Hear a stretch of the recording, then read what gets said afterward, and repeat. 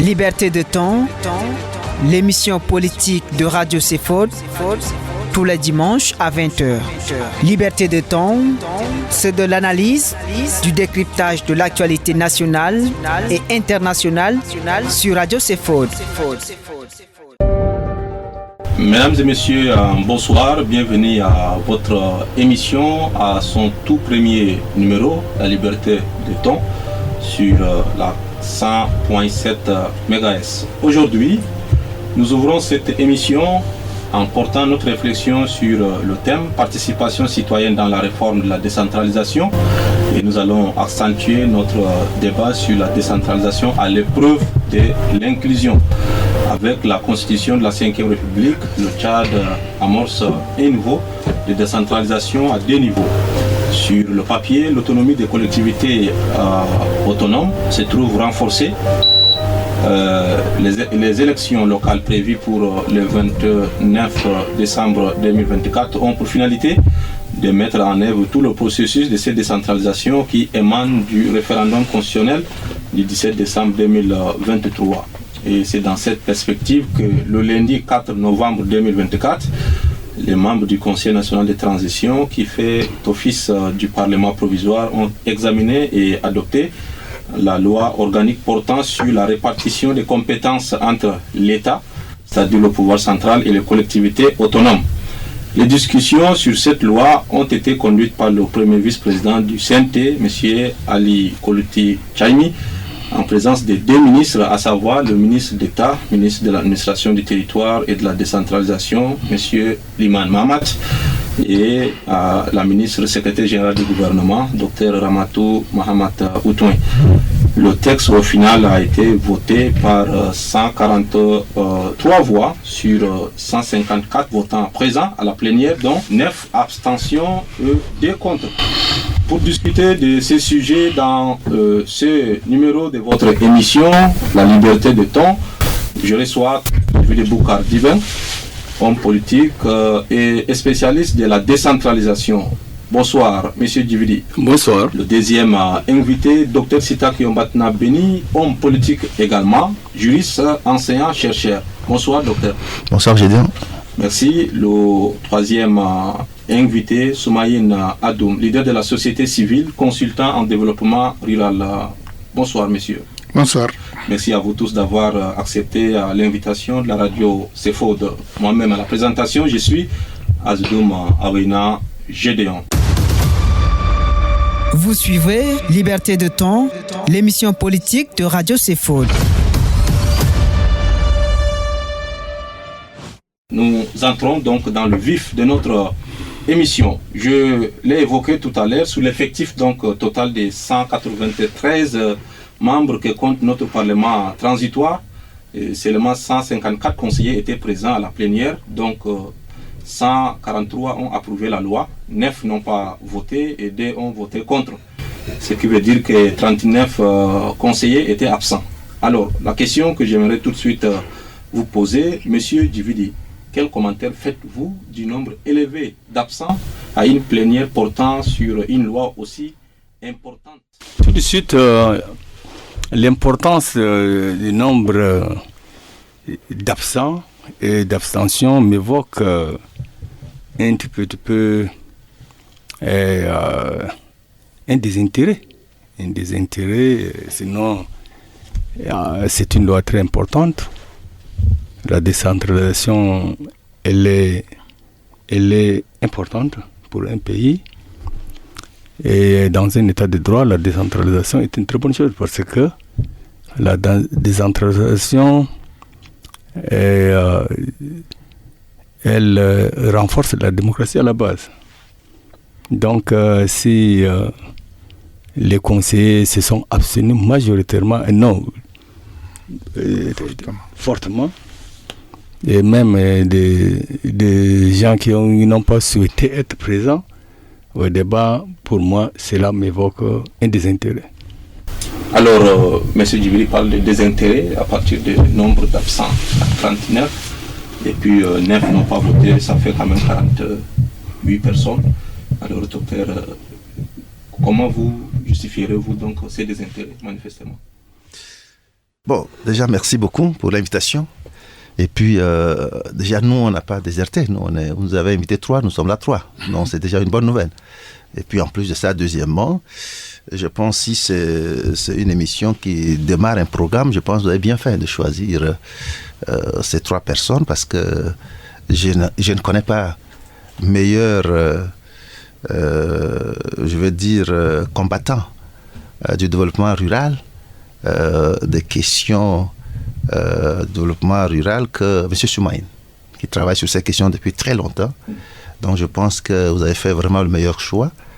Et je ne connais pas vraiment un meilleur défenseur également des questions de la décentralisation que M. Djibidi, qui non seulement travaille sur ces questions, mais a été, n'est-ce pas, ministre de ces questions-là. Et donc je pense que déjà à ce niveau-là, vous avez fait un très bon choix. Je travaille sur ces questions-là depuis plusieurs années. Non seulement je travaille sur ça, mais je les enseigne beaucoup. J'ai beaucoup écrit là-dessus. Sauf que ces derniers temps, je suis un peu déçu. Je suis très déçu parce que nous sommes très très loin, n'est-ce pas, de ce qu'on appelle la décentralisation au Tchad. Ce n'est pas seulement au Tchad, mais dans toute l'Afrique francophone, d'une manière générale. Il vous souviendra que tous les problèmes au Cameroun aujourd'hui entre le Nozo et tout ça, les francophones et les anglophones, parlent, n'est-ce pas, des questions de décentralisation. Et Dieu seul sait si on en a réglé. Je pense qu'on n'a même pas réglé. Ça s'est même accentué d'ailleurs. On a fait un semblant de comment vous appelez ça, de forum, comme on le sait le faire en Afrique francophone dernièrement, mais absolument, ça n'a rien réglé. Donc, c'est des vraies questions. Or, les vraies questions africaines, aujourd'hui, de nos États, ce sont les questions, n'est-ce pas, de la décentralisation. Et moi, je suis quand même... mais je ne suis pas surpris. Vous parlez, n'est-ce pas, de 39 au niveau de la plénière. Mais j'ai regardé même le rapport, ceux qui ont fait le rapport, qui est la commission des lois. Et j'ai vu qu'il y avait 9 qui étaient là dans la salle et 8 absents. Bon, eux, ils ont mis excusés. Mais en réalité, c'est des absents. Parce que moi, depuis que je parle là-bas, tous ces gens ne sont jamais présentés un jour. Jamais. Ils sont toujours excusés. Donc, je demande à quel moment ils travaillent, quel jour eux, ils viennent. Et c'est parmi ces 8 qui sont absents d'ailleurs, ou bien excusés, je ne sais pas, parce que leur choix de lui, c'est excusé. C'est des juristes, c'est des gens qui ont occupé de hautes responsabilités, des ministres même d'ailleurs, parmi eux. Et donc, c'est pour ça que je vous dis c'est quand même grave, parce que c'est des gens qui auraient pu, n'est-ce pas, éclairer quand même la lanterne. Mais bon, là n'est pas le problème, parce que de toute façon, la question de la décentralisation elle-même, c'est un peu de la farce au Tchad. Nous sommes le seul pays où nous avons écrit tous les textes. Aujourd'hui, si vous voulez chercher les textes sur la décentralisation, il y en a tout. Il y avait même, les Allemands ont financé, les Français, tout ça, ont financé, vous vous souvenez, au temps de Diato, avec les Allemands et tout ça, qui ont fait tous les textes. Nous avons tous les textes sur la décentralisation. Nous avons dit même comment la décentralisation devait même fonctionner même. Hein, c'était comme si on disait à quelqu'un, écoute, le véhicule, il va aller comme ça, et donc on rentre dedans, et puis ça va t'arriver à la maison, quoi. Voilà, le problème, c'est que le gars, il n'a pas permis. Et puis, il ne sait même pas les feux rouges, etc. etc. Donc, aujourd'hui, sur la question de la décentralisation, c'est une déception totale, je veux dire même étatique, parce qu'il n'y a pas la volonté politique derrière tout ça. On y reviendra, mais je pense ça. Donc, si aujourd'hui, les gens, ils boycottent, peut-être ils ont les raisons, mais je pense aussi, parmi eux, beaucoup n'y croient pas. D'accord. Voilà, beaucoup n'y croient même pas. Voilà, docteur Ledi, lui-même qui est enseignant, intervient dans ces secteurs ou bien de ces domaines-là, lui-même il est déçu. Et en échangeant avec M. Djibidi ce matin, il me dit également que ce qu'on fait au Tchad, il ne s'agit plus de la décentralisation. Ouais. Et puis, les membres de la commission chargée donc, de la loi, qui s'absentent aussi, mais finalement, alors que nous parlons de la décentralisation et les élections bientôt, et vous qui êtes acteur donc de la société civile, quel regard vous portez-vous sur cette situation? Ben, la même déception, parce qu'en fait, le Tchadien, il cherche, en clair, d'où qu'il est, hein, c'est que au milieu rural ou urbain, le Tchadien, il cherche la possibilité d'être le moins possible sous la férule administrative. Le Tchadien cherche ça. Il y a une boîte de sauvetage que le Tchadien cherche et que la décentralisation peut offrir. Il est donc étonnant qu'il y ait des niveaux d'abstention aussi importants, 9, ou bien d'absence qui soient à ce point-là au niveau. Mais il ne s'agit pas d'élus, il s'agit de gens qui ont été décrétés et peut-être qu'ils se sont comportés comme des fonctionnaires qui viennent juste au boulot et qui repartent, qui ne sont pas du tout dans leur peau de représentants du peuple. Et peut-être à cause de cela, on a eu ce résultat-là. Mais quand même, c'est des gens qui ne sont pas déconnectés de la vie nationale. Ils vivent chaque jour dans leur quartier, dans leur maison, dans leur village, les questions qui soulèvent la décentralisation.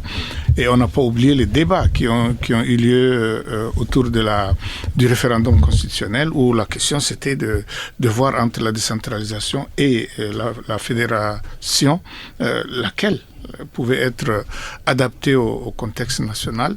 Bon, on a fini par tomber sur la décentralisation, très bien, mais qu'est-ce qui fait qu'ayant maintenant le choix, il y a des députés, des conseillers qui sont absents? Au moment où il faut trancher. Par exemple, une question qui concernerait vraiment le milieu rural, c'est quand vous évaluez l'esprit, l'attitude du paysan tchadien, il vit dans un territoire ethnique. C'est ça, hein? Le Tchadien, le milieu rural, vit dans un territoire ethnique qui n'est pas reconnu dans la géographie administrative, mais dans sa tête, c'est ça. Hein. Oui, mais quand même, ça doit être perceptible au niveau du CNT pour que les membres du CNT puissent à ce moment-là garantir un certain nombre d'équilibres qui permettent aux citoyens de se retrouver dans une décentralisation qui représente pour lui la possibilité qu'il ait du pouvoir au niveau local sur ce qui concerne sa vie de chaque jour. Et ça, c'est étonnant que les conseillers soient à ce point aussi absents. D'accord, voilà. On va revenir précisément sur cette question de la population rurale qui devrait occuper en réalité le débat en ce qui concerne cette loi organique. Mais voilà, docteur Sitak, l'article 262 de la Constitution actuelle, donc la Constitution de la 5e République, dispose que sur la base du principe de subsidiarité, les collectivités autonomes ont des compétences exclusives et des compétences partagées avec l'État dans des conditions fixées par une loi. Voilà, je crois que c'est dans cet ordre-là que cette loi organique avait été envoyée devant le CNT. Vous êtes juriste, vous l'avez rappelé tout à l'heure, et d'ailleurs spécialiste de la question de gouvernance. Pouvez-vous nous dire actuellement qu'est-ce qui change dans la nouvelle constitution et puis toutes ces ramifications des lois là, en ce qui concerne la répartition donc des compétences par rapport à celle de 2006, mais peut-être plus largement de la constitution de 96? Alors très franchement, rien ne change. Ou bien tout change pour que rien ne change. Oui, parce que depuis 96, on fait du surplace. Depuis 96, le boulevard a été tracé. 96, quand même, il y a eu des gens qui étaient là après la conférence nationale souveraine, où quand même des gens sérieux étaient là. Il y a eu également vraiment une constitution qui a pris en compte même les droits, les devoirs des citoyens, parce qu'il y avait des associations de droits de l'homme qui étaient là, tous, la société civile, et je pense que c'était même l'une des meilleures constitutions du Tchad, je continue à le dire. Et donc, où tout est dedans, où déjà on a parlé de la décentralisation, où on aurait pu, n'est-ce pas, faire un bond en avant, parce que nous sommes en 2024. Le problème, c'est que rien n'a changé. Parce que la décentralisation, elle n'a jamais eu lieu. Je ne suis pas sûr qu'elle aura lieu de toute façon, parce que on a fait semblant d'organiser en 2012, je pense, quelques élections communales, c'est ça? Et puis on avait le résultat aujourd'hui. Aujourd'hui, il n'y a personne qui a été élu qui est en place. Parce qu'on a tripoté, on a nommé des gens. Parce que la déconcentration, c'est nommer les gens et les révoquer par le pouvoir central. Bon, c'est ça qu'on fait. Hein. C'est ça qu'on fait depuis 1996. Hein. On nomme les gens, on les révoque. Et même les élections qu'on a faites en 2012, des gens qui sont arrivés là, on les changeait toutes les 2 semaines, machin, parce qu'ils ont mangé l'argent, et puis après le pouvoir nommait d'autres, ainsi de suite. Jusqu'aujourd'hui, on continue à nommer les maires. Donc du coup, on n'a pas avancé en termes, n'est-ce pas, même de fenêtres. Parce qu'avec les élections locales, c'était les fenêtres. On ouvrait une petite fenêtre. Cette fenêtre s'est refermée très rapidement. Parce qu'aujourd'hui, on n'a même pas élu comme ça. Et c'est même pire. Parce que là, on a même fait pire. Aujourd'hui, vous avez un CNT. D'ailleurs, ceux-là même qui adoptent ces lois-là. Mais c'est des gens qui ont déposé leur CV. Oui, ils ont déposé leur CV. Et puis, le chef de l'exécutif a choisi parmi les CV. Le CV qu'il voulait, qui l'intéressait surtout. Il a nommé les gens. Et ça, même, c'est la seule fois sur la Terre, sur la Terre où vraiment le pouvoir législatif est désigné, n'est-ce pas, à partir du CV. En 1996, on a parlé des communautés rurales. Voilà. Il aurait fallu, n'est-ce pas, travailler davantage pour toucher les communautés rurales. D'ailleurs, la décentralisation commence même par les communautés rurales et ça vient à la ville. Voilà, c'est pas l'autre sens. Hein, les anglophones appellent ça le top-down et puis le up-down. Oui, la décentralisation, c'est le down. C'est-à-dire qu'il faut aller au plus profond des gens. Donc, commencer par les communautés rurales. On aurait pu commencer à construire par les communautés rurales et on remontait, n'est-ce pas. Aujourd'hui, on n'en veut pas. On n'en veut pas. La preuve, c'est que même les gouverneurs ne sont pas élus. on a insisté pour qu'au moins le gouverneur soit élu, parce que ça commence par là aussi. Parce qu'aujourd'hui, ça va être la même chose. Là, aujourd'hui, vous avez les provinces et les communes. On parle, n'est-ce pas, dans la nouvelle loi, là. Mais c'est que les citoyens qui nous suivent doivent comprendre, c'est que le maire, il va aller aux élections, on va l'élire, mais le préfet va le commander sec. Le maire va être élu, mais le sous-préfet va le commander sec. Ça, c'est communauté rurale. Le maire va être élu, mais le gouverneur analphabète va continuer, n'est-ce pas, à faire ce qu'il a toujours fait depuis le Tchad et Tchad. C'est ça la vérité, il faut dire ça aux gens clairement en termes. Donc il n'y a aucune avancée dans cette loi qu'on vient de prendre. C'est pour ça que les gens ils se baladent là-bas au niveau de CNT. Parce que même ceux qui ont fabriqué tout ça, ils sont de mauvaise foi. Je suis obligé de le dire. Parce qu'ils savent très bien que ça ne changera absolument rien. Donc si vous me posez la question, qu'est-ce qui a changé depuis 1996 ? Mais rien n'a changé. Au contraire, ça s'est empiré. Parce que 1996, on a voulu 4 niveaux pour faire en sorte que les communautés rurales soient construites. Parce que c'est là où il y a la démocratie. Soumaïna a parlé de la démocratie locale. La démocratie locale, c'est les communautés rurales. Une fois qu'elles sont éduquées, parce que cette émission également a vocation pédagogique, une fois que les gens sont éduqués à la base, les gens ils connaissent comment, n'est-ce pas, gérer les rues, la voirie. C'est ça, non? Parce que ça, les compétences. La voirie, l'urbanisme, les questions d'aménagement du territoire, voilà, un peu ça. Les questions d'environnement, la biodiversité, la question de santé, reproduction, etc., etc. Elles vont participer, n'est-ce pas, à la construction des hôpitaux et même également de médicaments, ils vont gérer les puits, etc., etc. C'est ça le développement. Une fois que ces gens sont éduqués comme ça et que c'est l'État qui veut, n'est-ce pas, que les gens soient éduqués comme ça, après ça remonte au niveau des communes, au niveau des provinces, et puis ça vient au central. Or, le problème, c'est que nous, on a fait tout le contraire de ce que, par exemple, les pays anglo-saxons font aujourd'hui. C'est pour ça que c'est un problème. Donc, le principe de subsidiarité, ça veut dire quoi ? C'est de confier, n'est-ce pas, aux gens à la base ce que l'État aurait dû faire. Ça ne suffit pas seulement de leur confier les compétences. Encore faut-il leur donner aussi les moyens financiers, les moyens matériels, les moyens humains, c'est-à-dire mettre en place ce que nous appelons la fonction publique locale, voilà, recruter même des gens sur place, ça va même faire qu'on va lutter contre même ce qu'on appelle le chômage, non ? Tout ça. Donc c'est ça vraiment le principe de subsidiarité. Or aujourd'hui, on est très loin de ça. Le principe de subsidiarité qui existe même dans cette constitution manque à l'appel, M. Djibidi. Finalement, faut-il croire que c'est un échec d'avance, puisqu'on en a fait l'expérience avec 42 communes issues de l'élection du 22 janvier 2012. Qu'est-ce que vous en pensez ? Écoutez, c'est comme nous avançons en reculant. En 1996, la conférence nationale souveraine avait décidé qu'il y ait 4 niveaux de décentralisation, y compris, n'est-ce pas, les communautés rurales. Or, vous savez, les communautés rurales ne riment pas avec les chefferies traditionnelles. Parce qu'il y a problème. Et donc, le gouvernement qui fait allégeance il fait des yeux doux, n'est-ce pas, aux chefs traditionnels, donc il pense qu'il ne pouvait pas mettre, n'est-ce pas, ses amis-là, ses partenaires-là en difficulté par cette loi. Et donc c'est comme ça qu'on en est arrivé n'est-ce pas, à la réforme qui coupe, n'est-ce pas, la communauté rurale. On n'a plus, n'est-ce pas, la communauté rurale dans notre constitution. Ça, ce n'est pas bien. C'est je dirais, une hérésie politique. Parce que la décentralisation, c'est surtout d'abord la communauté rurale. Alors, maintenant, on a fait l'expérience avec la loi de 2006. Et on a dit que il faut, n'est-ce pas, expérimenter la décentralisation dans 42 chefs-lieux de département. Alors, si l'expérience n'a pas été concluante, on doit simplement abandonner et puis revenir, n'est-ce pas, au système de concentration. La décentralisation repose sur 2 grands principes. Le principe de l'autonomie et le principe de la libre administration. Alors, est-ce que franchement, les 42 communes d'expérience là, est-ce que vraiment, qu'est-ce qu'on a vu, qu'est-ce qu'on a tiré? Rien du tout.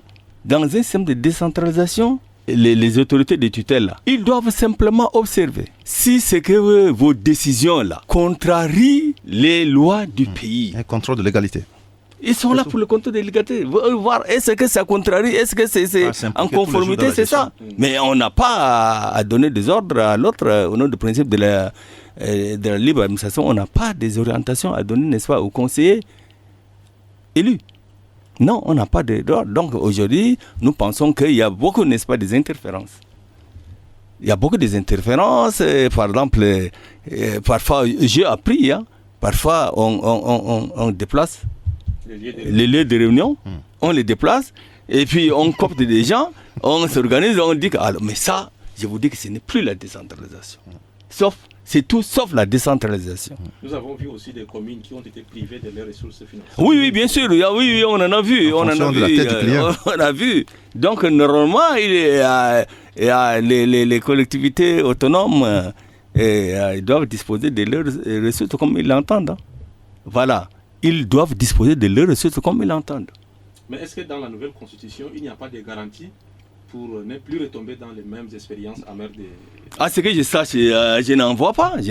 Quelle garantie? Il n'y a pas de garantie, sauf que, mais aujourd'hui, nous avons un jeune président, il a promis que les choses ne seront plus comme par le passé. Ça va être la transparence, mais nous allons, n'est-ce pas, le juger au mot. Voilà. Mais c'est une promesse. C'est une promesse. Peut-être que je suis naïf, mais je crois que cette fois-ci, les choses vont changer. Avec la promesse du président, je pense que les choses vont évoluer. On a bien cru qu'on puisse saisir l'opportunité à partir de la mort de l'ancien président pour bâtir un État moderne. Ça semble devenir un peu difficile de croire, mais est-ce que vous avez aussi ces mêmes a priori quant à ce qu'on est en train de vouloir faire? Non, mais parce que la décentralisation, elle a été verrouillée à deux niveaux. Premièrement, on l'a verrouillée sur le pouvoir concédé aux communes, parce que vous voyez que dans les communes où il y a eu des élus de 2012, on a mis les délégués du gouvernement qui ont le pouvoir réel. Et qui font tout, qui décident de tout, qui peuvent annuler les décisions des conseils. Même qui choisissent même les maires à la place. Voilà.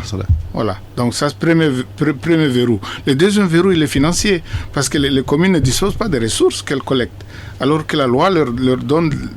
Donc, les deux principes cités tout à l'heure par le président Djividi, ils sont clairs. Pour la libre administration, il faut les ressources qui vont avec. Et les ressources là, les communes ont les compétences de collecter leurs ressources. Le problème, c'est qu'il faut les verser sur le principe de l'unicité de la caisse. Et donc les communes perdent le contrôle sur les ressources dont elles ont disposition. Je sais que l'association des maires du Tchad a fait une évaluation de ce que l'État leur doit en 2018, il me semble. Et de mémoire, le montant total évalué se situe autour de 193 milliards que l'État doit aux communes. Que chaque année, l'État, les communes versent, l'État ne leur reverse pas, et ça fait des dettes que l'État a accumulées, et ça fait en tout autour de 193 milliards. Donc ce sont des ressources qu'une commune qui a mis en place un programme de je ne sais pas, de santé ou d'éducation, et ils font chaque année leur budget, et pour investir dans des domaines sur les 13 compétences que la loi leur a conférées, s'ils n'ont pas ces ressources-là, d'où vient la possibilité qu'une commune exerce sur les promesses qu'elle fait D'ailleurs, ils votent le budget publiquement. Donc la population voit, écoute et entend sur ce qui devait être fait là-dedans. Donc il y a les deux verrous. S'il y a ces deux verrous-là, comment vous pouvez parler de décentralisation? Déjà là, il n'y a plus de décentralisation et le maire se retrouve, le conseil communal en tout cas, se retrouve les mains liées. Ça, c'est une décision qui a été voulue. Elle ne peut pas être due au hasard. Elle est voulue. On a fait la décentralisation et on l'a récupérée par la suite en mettant en place ces deux verrous-là. Voilà. Mais je vous dis, tout à l'heure, elle a évoqué, vous avez relevé des principes fondamentaux. Mais très, très rapidement, est-ce que vous pouvez nous dire en quelques mots que les compétences dont il est question, compétences exclusives et compétences partagées, comment les citoyens devraient comprendre ça très simplement? Non, écoutez, d'abord, la décentralisation est liée au transfert de compétences et de ressources. C'est ça, non? Les transferts de compétences avec les transferts de ressources qui vont avec. Les premières ressources là, ce n'est pas les impôts locaux. Mais par ordre d'importance, c'est plutôt, n'est-ce pas, la subvention ou bien la dotation de l'État. C'est ça qui est plus consistant. Parce que ça permet de faire de grandes choses. Ça permet de faire de grandes choses.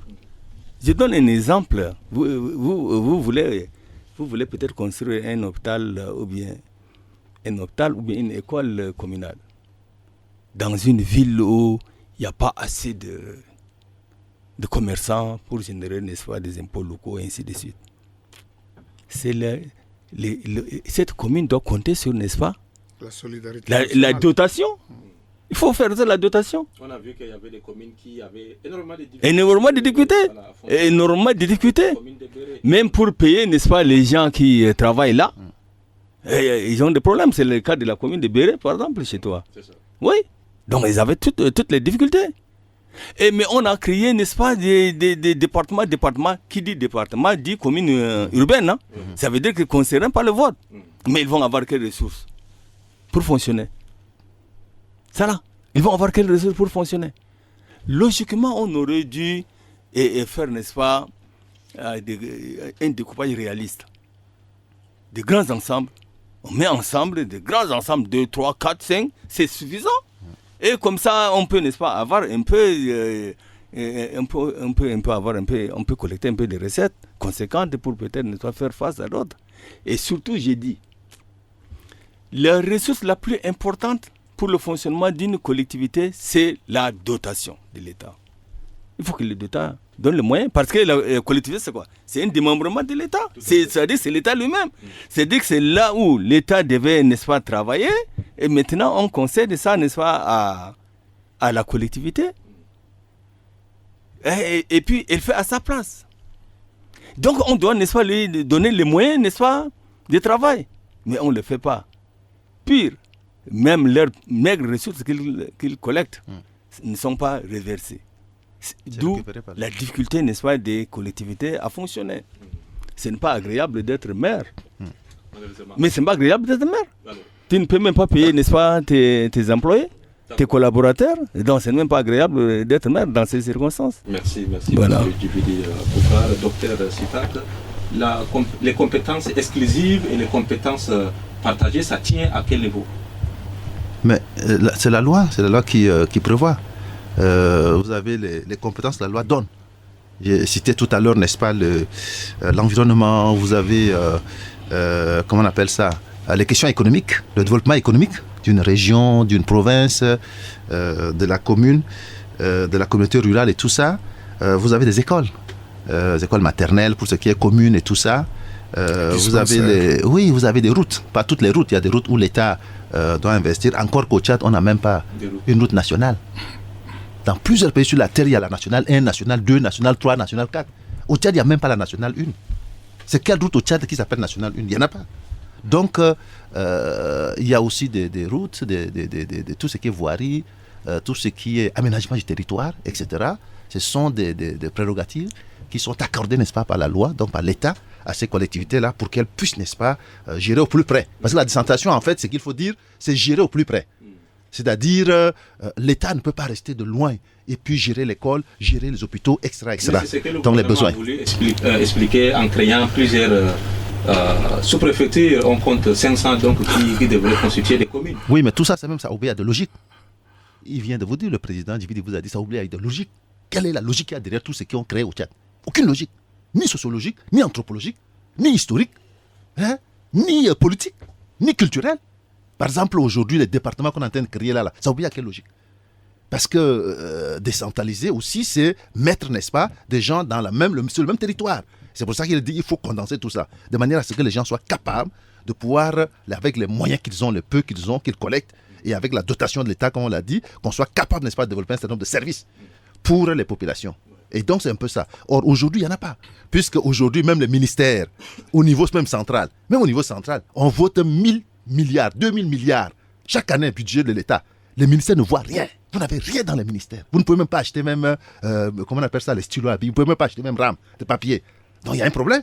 Ouais. Mais de manière méthodique, sinon scientifique, et qu'est-ce qu'il aurait fallu faire entre le gouvernement, la société civile, surtout les femmes, la jeunesse, tout ça? Qu'est-ce qu'il fallait faire à la base pour qu'on puisse arriver à mettre en œuvre de manière correcte. Ce qu'il faut faire, c'est que la décentralisation, ça implique les populations à la base. Vous ne pouvez pas faire une décentralisation comme on est en train de la faire actuellement. Là. Je vous ai dit, il faut changer même la méthodologie.